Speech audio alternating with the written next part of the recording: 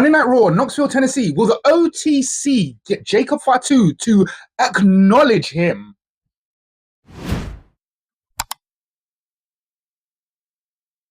Perhaps not. Let's get into it. We start the show with an opening segment involving Roman Reigns and Adam Pearce, in which Roman Reigns tells Adam Pearce, look, I need Jacob Fatu to acknowledge me. Look, that might not be the best idea. We segue straight into a promo segment with Paul Heyman and The Vision. The Vision has some choice words for the Street Profits. Stray bullet on Bianca may be unnecessary. Well, of course, we get the six-man match which was billed. That leads us to a match between the Street Profits, Joe Hendry, and The Vision, the six-man that was billed for Raw. I must say, I watched the match. It was a pretty good match. I thought Joe Hendry actually has a really good outing on Raw. It's funny how a wrestler can look a lot better depending on the other wrestlers you put them with, and I think Joe Hendry proves that every single time.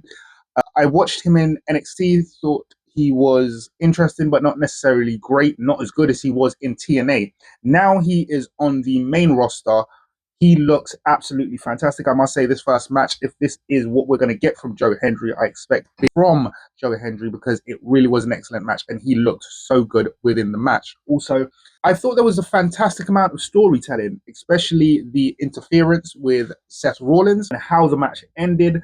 The kind of story being crafted with the Street Profits. Now, I've said this time and time again, both Dawkins and Montez Ford are absolutely excellent at promos. They are both great. Tez, obviously, so much better. However, Dawkins has done so much work in every aspect, and I think you can see that with Dawkins, especially now. Dawkins wrestles without a top on because he's been losing a significant amount of weight, and he has been getting into shape, and he has been getting better at promos. So the Street Profits always getting better. It is good to have something you can craft a story in both the ring and outside of the ring. So this storyline with the Street Profits and Seth Rollins, I think it's going to end up with the Street Profits and Seth Rollins creating something, because I think that would work in any respects. Creating some kind of a faction, maybe not a faction, but maybe an alliance for a short period of time, but I think it very much could work. This whole thing together is just great storytelling. And I mentioned that. Aside from the whiplash off of the release suplex, which Bron Breakker has now, I guess Brock Lesnar has left the business, and now he has taken on the 6 or 7 suplexes in a match kind of style. So he did a release German, and it wasn't his fault. He did it perfect. In actual fact, I think Joe didn't touch his neck. I'm not saying I've ever trained at wrestling, but I have trained at a few combat sports. And one of the first things you are taught when you land, as well as keeping your arms both flat, is to also tuck your neck in so that your head doesn't whip back. As professional as Joe Hendry is, and he always is, I think he just didn't get the timing right, and he didn't tuck his neck in, and therefore his head snapped back against the mat. Some of us saw that, the whiplash, and even I think Graves mentioned, Graves, or was it Barrett? I think it was Graves, mentioned that he whipped his head back, bang on the mat. It wasn't nice, but he was okay. It wasn't too bad of a bump. So that took us to Penta calling out Ethan Page. Some pendejo. Well, said pendejo came to the ring. Ethan Page is said pendejo's name. And this was just a fantastic segment. And I think at this point, you're understanding what I'm saying about Ethan Page, right? Yes, Ethan Page is absolutely fantastic. This kind of 4-way promo. Penta, Ethan Page was called out by Penta. Rusev was not happy with the arrangements made, and therefore Ethan lied his ass off. I'm really trying to keep it together right now, but I still chuckle every time. Ethan Page is so good at being this smarmy little git. So that led to Javon Evans coming out, because those lies were egregious lies about Javon Evans and a meeting within Adam Pearce's office. We know at this point, right? You've seen the segment, right? It was absolutely hilarious. Ethan Page lied, claimed that he argued Rusev should have a intercontinental title match before Ethan Page, in fact, has an intercontinental match. Complete lies. And then claimed that Javon Evans burst into the office and claimed Rusev could never beat him and he's ugly, and all manner of just violation. It's disrespect. So I have to call it out for the best promo segment of the night, because Ethan Page was so good. So good. Yes, that is my Triple Crown Champ Award winner for best promo of the night. Congratulations, Ethan Page, to use that.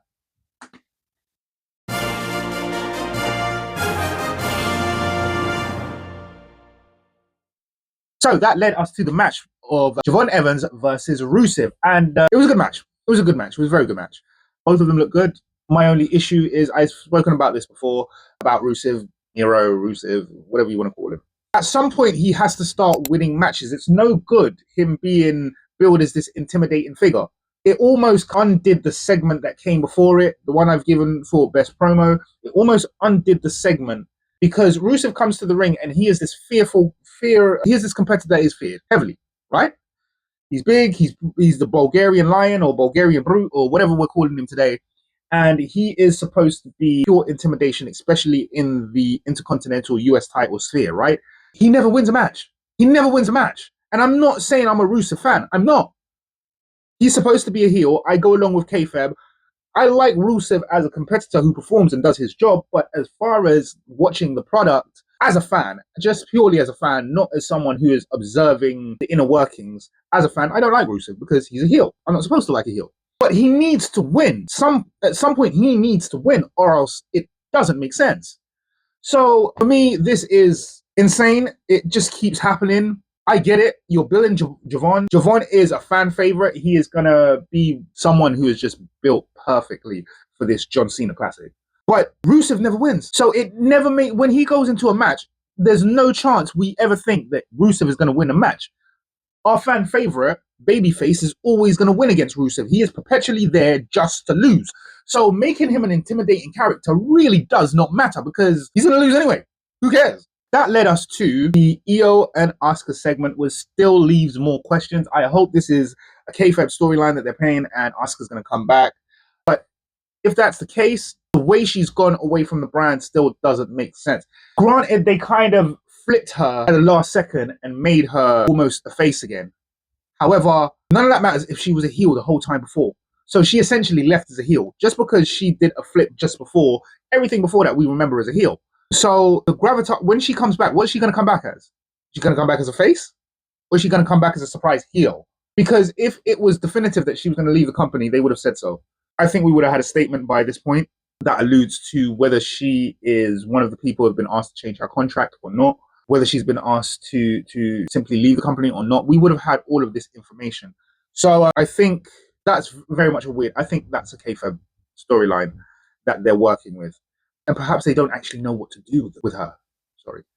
Perhaps they just don't know what to do with her at this point. Especially now Kyrie is gone because they had something there, they were working with something there. Maybe Io is just simply burnt out because, again, they had a storyline there that they were working through and it was working pretty well. And they just abolished it and tanked it. And maybe she's just fatigued and burnt out at this point and needs some time. Because if you've worked so hard on something and then it just gets... That does a lot to you. That does a lot to you. So maybe that's just kayfabe. That brings us to Paige and Brie Bella. Well, I forever love me some Paige. I forever love me some Paige. And I forever love me some Brie Bella, as a matter of fact. So that always works. I must say, during this whole segment, the Judgment Day just looked powerful. The three girls. That last pose almost reminded me of Fatal Influence, I must say. I thought it might be interesting to see how long can they take this? Can you build a story of dominance until you get to something like War Games? I mean, I might be thinking a little bit long term there, but why not? I think the WWE needs some long term storylines. The greatest storylines we remember are like Kofi Mania, WrestleMania, like these storylines, and that started all the Authority off the back of Team Hell No. So you know what I mean? Yeah, so the Judgment Day just looked absolutely powerful. I loved that last pose. This is going to be so much more powerful and has so much more gravitas and weight to it when Liv turns on Roxanne. That's going to be, I think build Roxanne over some more time. Because when Roxanne goes for the title, which she will, because the WWE knows what they got with Roxanne, it's a matter of time. Just build her slowly. I think Roxanne is definitely a wrestler that Triple H likes to work with because she is shielded from virtually all of that TKO business. You get to build her exactly the way they want to. That brings us to Io versus Sol Ruka. I have to give this my best match of the night.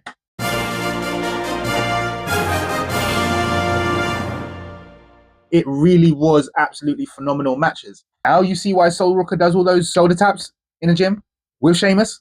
It was just an absolutely phenomenal, fantastic match. It really was. Athleticism by both. The fact that Io won the match was interesting because once again, we're speaking about another one of Triple H's favorite. We know that for sure. He said that in interviews. Still keeping Io intact is interesting because I would have thought that her first match after signing on the roster would have led to a win. I would have bet my house on that. So it was interesting that they chose Io, but I guess they just wanted to entertain the fans with a great match. I'm not sure where they were going with this match. But the fact that Io picked up the match, and I guess they kind of kept Sol in because it was definitive, but it was also a roll-up. So a modified roll-up at that. So it wasn't just like a schoolboy or something like that. And Io gets a significant amount of wins like that, to be fair, because she is fairly good on the mat. She's one of the wrestlers I've spoken about who have done some unique roll-ups, some roll-ups I've never seen before. Every now and again, she just pulls up a roll-up. I have like rotation, and I've never seen before. So that's hard. That is really hard for me. I'm being honest. So because of that, I'm not sure exactly what is going on here, but Io did pick up the victory. Sol was still intact as far as the way she was beaten. Yes, it was definitive, but it wasn't after over the moonsault, a finisher of any kind. It was simply she just got caught 1 second too much. That was it. Next, it leads us to OTC segment leading, I guess, to what would end up at the end of the night to be the acknowledgement ceremony. So I guess the Usos have their conversations between each other, Roman, Jay, Jimmy, and not too much to write home about there. However, the Oba challenge.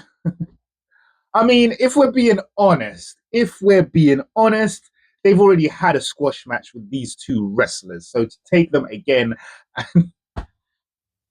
but it was funny. It was funny. Nobody wanted to take on the Oba challenge.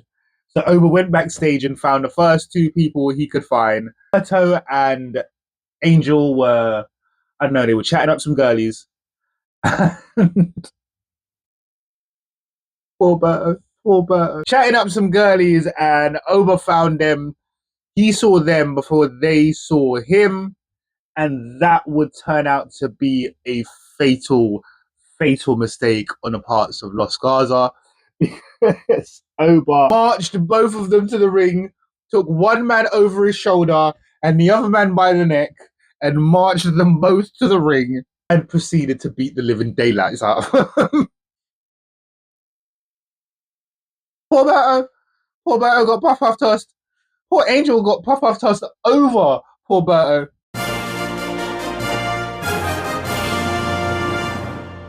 And then Berto got fall from grace powerbomb slam in his fancy Louis V shoes. Oh god, poor Berto. Anyway, that was the end of Los Garza. This took us to a Irish on Irish crime segment. Finn attacking. I'm still imagining the Oba Femi situation. I'm sorry, man. Give me a minute. Finn Balor attacking JD. Oh, this is unfortunate. We hate to see this. Brit on Brits. Irish on Irish crime. It's unfortunate, but I do like to see Finn get his own back. So that led us to a match between Dom Dom and El Grande Americano. Now, original. Now, here's my issue. I understand that the Intercontinental title has been defended by Penta in Triple R. I understand that. I get that. The logistics of that works. Penta said he plans to defend the title everywhere. He then said that he is willing to defend the title in Mexico at Triple R. Fine. Great. The match was billed. It was put together. That's significantly different from Adam Pearce, the general manager of Monday Night Raw, deciding to put the Triple R Heavyweight Championship up in a title match on Monday Night Raw. I'm sorry. I find something significantly wrong with that. And I think this is another measure of the TKO transition takeover of all these companies. And obviously the WWE is going to be the flagship. That's great. That's not a problem with that. More eyes are on that product than anything else. But the way I feel like Triple R and TNA are being treated after this acquisition is simply disrespectful. Could you imagine a general manager of Triple R putting the WWE title up for grabs on a Wednesday night edition or whatever night Triple R airs? That would be insane. Who gives you the authority to do that? Even if it's kayfabe. To me, that seemed fairly disrespectful. Maybe it's just me. Anyway, Dom was always going to win. They're not going to transition the AAA title on Monday Night Raw. Let's be real. Understand? Now, we have to talk about something just real quick. Just real quick. We have to talk about the segment involving the Vision leaving the arena. The reason we have to talk about this is because there was something a little bit odd. Now, I'm sure there's other content creators that have picked up on this. Maybe I'm not the first person to have said this. Maybe I'm the 100th person to have said this. But as the cameraman was filming right next to the SUV, it's almost like in his framing, he slipped over a little too far. I can do it with my frame here. He slipped over a little too far. And when he slipped over a little too far, there was a slim statuette, quite tall looking, blonde, with curly hair, long curly hair, very attractive, in the back of the SUV. I'll be honest, the woman looked heavily like Maxine Dupree. There could be a lot of explanations for this. Wrestlers travel together, but I find it hard to believe that Logan Paul and Austin Theory are traveling pretty much exactly like all the other wrestlers are traveling, considering the wealth of someone like Logan Paul. Now, I understand Maxine Dupree was also on the show, on Logan Paul's show not too long back. There are some reports that say that they have a relationship as friends. It was just odd. And maybe I'm wrong. Maybe it happened too fast and it wasn't Maxine Dupree, perhaps. But he just got married at the end of the year as well, right? I think like Cam Hendricks. And anyway, let's move on. That takes us to the final segment of the night, which was the OTC demanding acknowledgement from someone who was never going to give him acknowledgement. So Jacob Fatu comes down to the ring and it just kicks off, doesn't it? Really and truly, it just kicks off. And once again, Jacob Fatu ends the show in full domination of Roman Reigns. It was altogether a great show. Well, not great show. It was pretty good. It wasn't the worst, but I think it was well crafted. I thought it was well crafted, and there was questions asked and not answered, questions that we'll have to keep into the product to find out. So in that respect, it was pretty good. And that has been my review of Monday Night Raw from Knoxville, Tennessee. If you like the content, please hit like, subscribe, hit the notification button. It lets you know when I'm uploading next. And until then, I've been Triple Crown Champ. I'll see you next.